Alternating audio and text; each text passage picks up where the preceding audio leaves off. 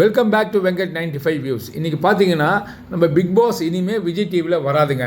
என்னடா இப்படி சொல்கிறேன்னு நினச்சிக்காதீங்க. ஏன்னா பிக் பாஸ் வந்து நம்ம ஹாட் ஸ்டார் சொல்லுவோம் இல்லைங்களா, நம்ம டிஸ்னி ஹாட் ஸ்டார் வந்து இப்போ வந்து ஜியோ ஹாட் ஸ்டாராக மாறிடுச்சு. அப்போ ஜியோனா யார் கம்பெனி உங்களுக்கு தெரியும், அவங்க வாங்கிட்டாங்க. இனிமேல் மெர்ஜ் ஆயிடுச்சுன்னு கூட சொல்லலாம், வாங்கிட்டாங்கன்னு சொல்லலாம், எது வேணால் சொல்லலாம். இனிமேல் வந்து பிக் பாஸ்ன்னு அப்படி வந்ததுன்னா இனிமேல் கலர்ஸ் சேனலில் தான் வரும். ஏன்னா அவங்க சேனலு அதில் தான் வரும்.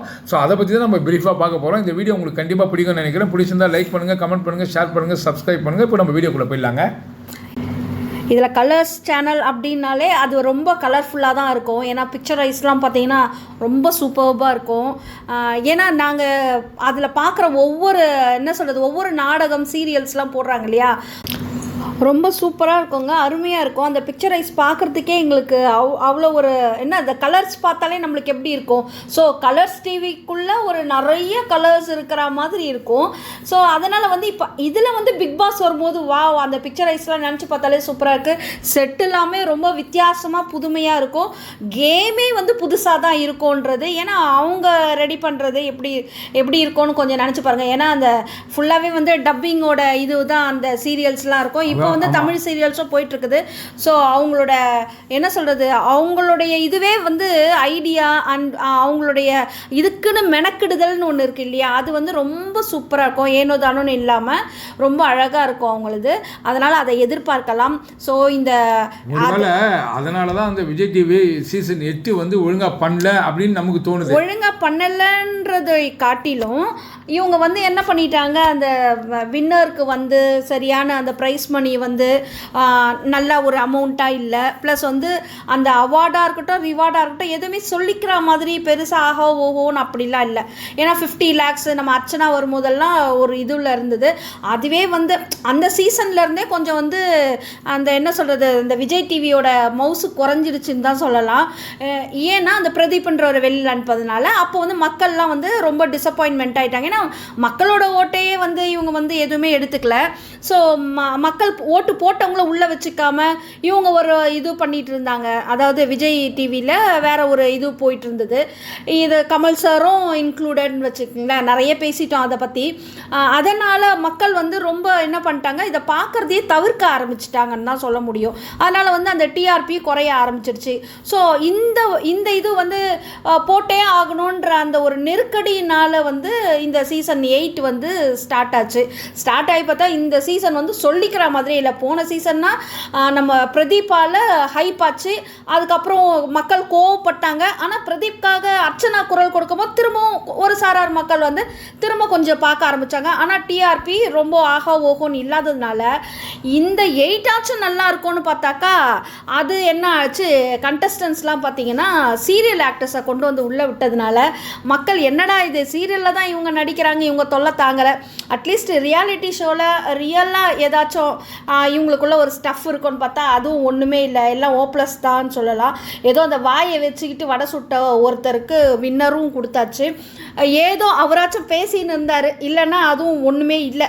ஆனால் குரூப்பாக உட்காந்து பேசி இந்த சீசனே கெடுத்து வச்சுட்டாங்க.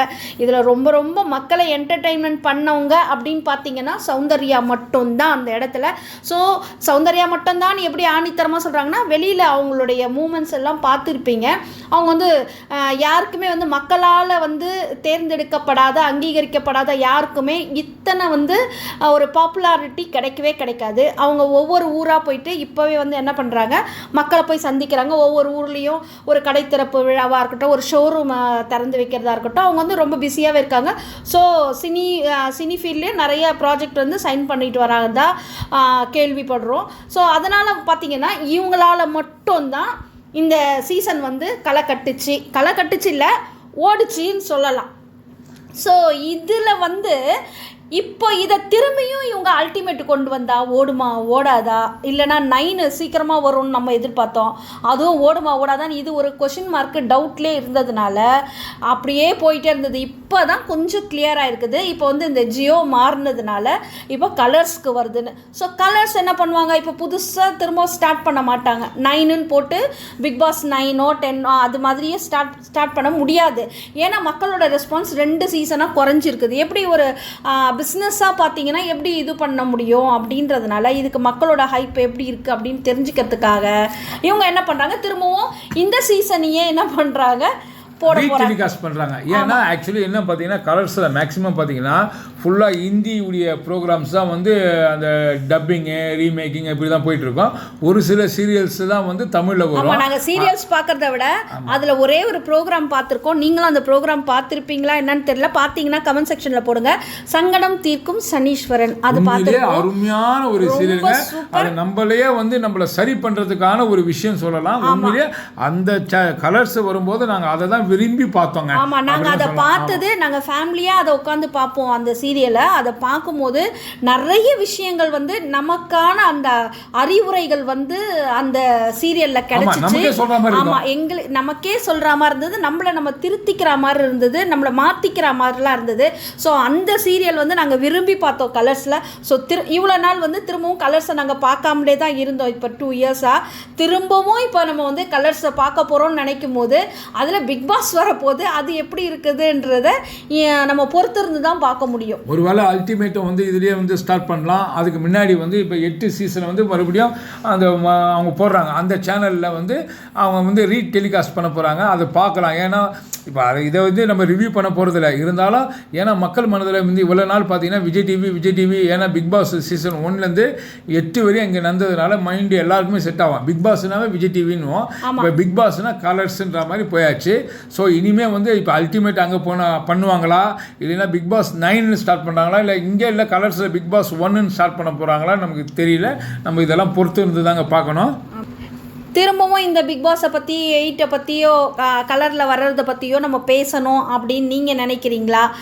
நமக்கு ஒன்றும் அதில் பெருசாக பேசுகிற அளவுக்கு கண்டென்ட்டே கிடையாதுங்க. அதை போய் என்னத்தங்க பேசுறது, இந்த சீசனே எப்படா இந்த ஒரு தடவையே என்னத்தடா பேசுறது அப்படின்ற மாதிரி இருந்தது.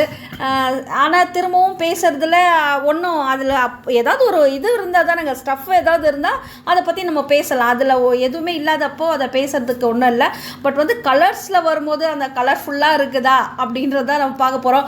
அவன் எப்படி வந்து அதை வந்து என்ன சொல்கிறது, அந்த ஆடு கொடுக்க போகிறாங்க. இது ஏன்னா ரொம்ப பிரபலமாக கொண்டு வருவாங்க. ஏன்னா கலர்ஸ்குள்ளே பிக் பாஸ் ஃபர்ஸ்ட் வராங்க அப்படின்னும் போது 9 வந்ததுன்னா உண்மையிலேயே அட்டகாசமாக இருக்கும். ஏன்னா அவங்களுடைய விளம்பரங்களும் சரி, அவங்க போடக்கூடிய ஆட்களும் சரி, இந்த விஜய் டிவி மாதிரி உள்ள இருக்கிற குரூப்பிசம்லாம் இல்லாமல் கேம்லாம் வேற மாதிரி ஏன்னா அவங்க கேம் தான் வந்து ஏன்னா நார்த் இந்தியாவிலாம் பார்த்தீங்கன்னா பிச்சுட்டு போவோம் பிக் பாஸ்லாம்.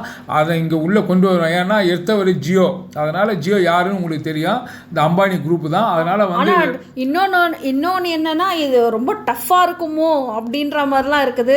ஆனால் இதை ரியாலிட்டி ஷோவை விரும்பி பார்க்குறவங்களுக்கு கலர்ஸ் வந்து ரொம்ப சூப்பராக தான் ப்ரெசென்ட் பண்ணுவாங்கன்னு நம்ம நினைக்கிறோம். இப்போ அல்டிமேட் இதில் வருதா அதில் வருதான்னு நம்ம பொறுத்து இருந்து தான் பார்க்கணும். ஆக மொத்த மக்களே இந்த வீடியோ உங்களுக்கு கண்டிப்பாக பிடிச்சிருக்கும்னு நினைக்கிறேன். பிடிச்சிருந்தா லைக் பண்ணுங்கள், கமெண்ட் பண்ணுங்கள், ஷேர் பண்ணுங்கள், சப்ஸ்கிரைப் பண்ணுங்கள். தேங்க்யூ.